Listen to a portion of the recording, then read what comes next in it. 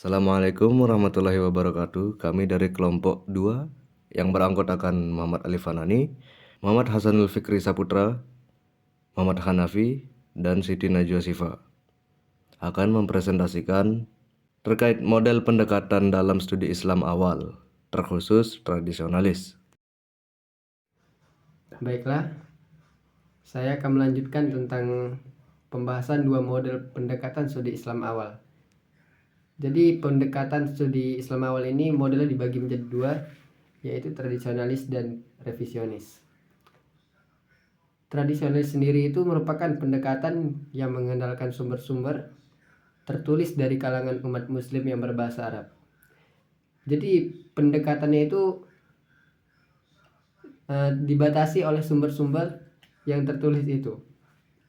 Sedangkan revisionis, pendekatan ini bertumpu pada 3 prinsip, yaitu pendekatan kritik sumber, perbandingan literatur Islam dengan luar tradisi Islam, dan yang terakhir bukti material yang semasa dengan peristiwa yang diteliti. Sedangkan pada pembahasan kita kali ini, kami cuma akan membahas tradisionalis seperti yang tertera pada PPT kami. Bagaimana sih metode tradisionalis itu?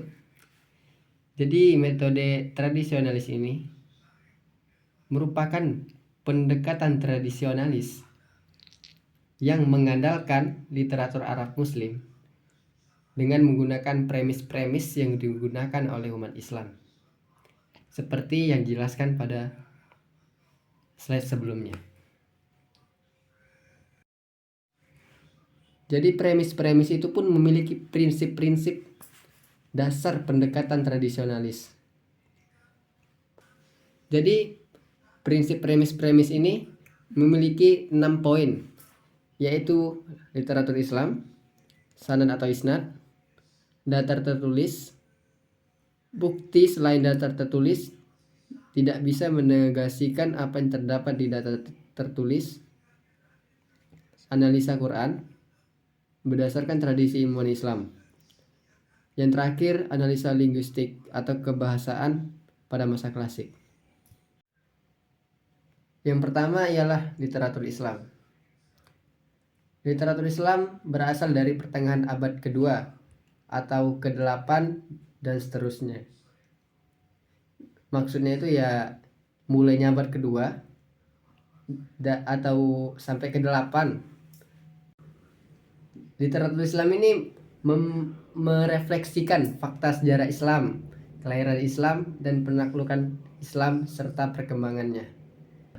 Jadi literatur Islam ini sudah mencakup fakta konkret untuk membuktikan sejarah Islam itu.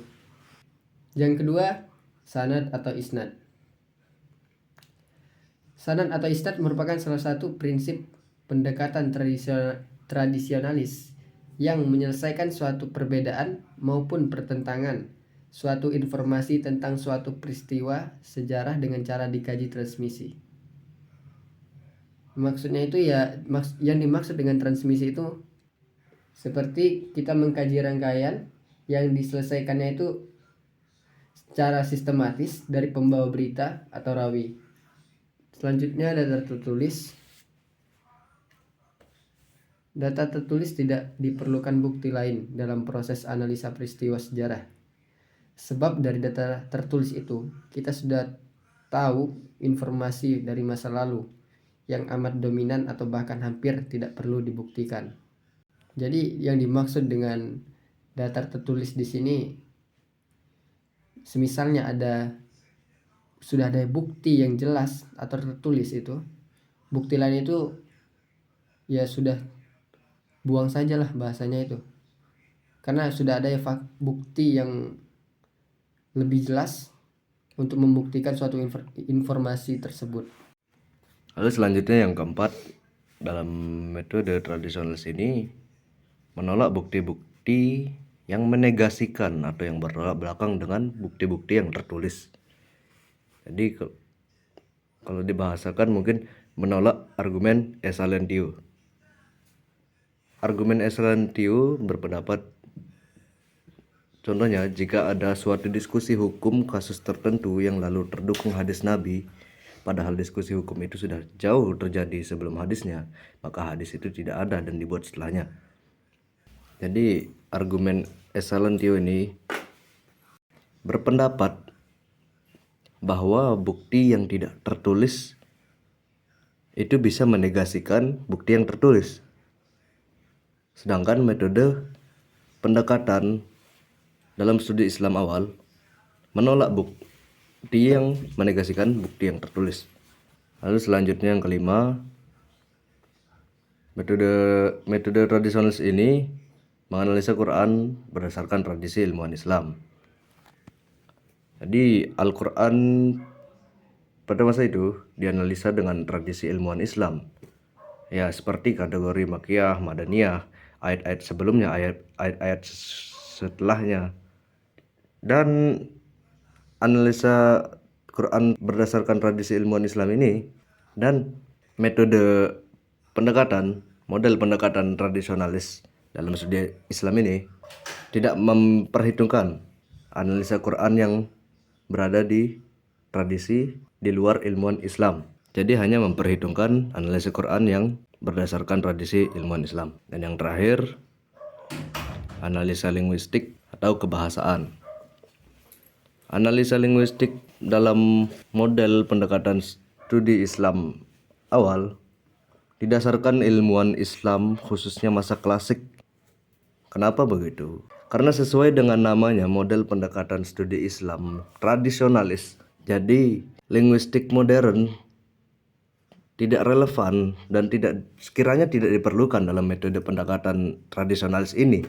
Jadi yang dipakai adalah analisa linguistik ilmuwan Islam khususnya masa klasik. Setelah berdasarkan penjabaran materi yang dijelaskan oleh kami dari kelompok 2 terkait model pendekatan tradisionalis dalam studi Islam, teman-teman bisa menyimpulkan jadinya pendekatan dalam studi Islam itu ada dua. Ada pendekatan tradisionalis dan pendekatan revisionis.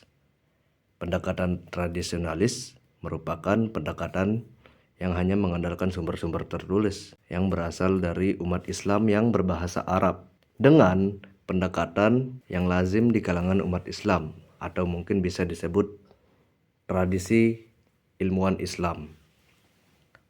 Sekiranya sekian dari kelompok 2. Mohon maaf jika terdapat banyak kekurangan.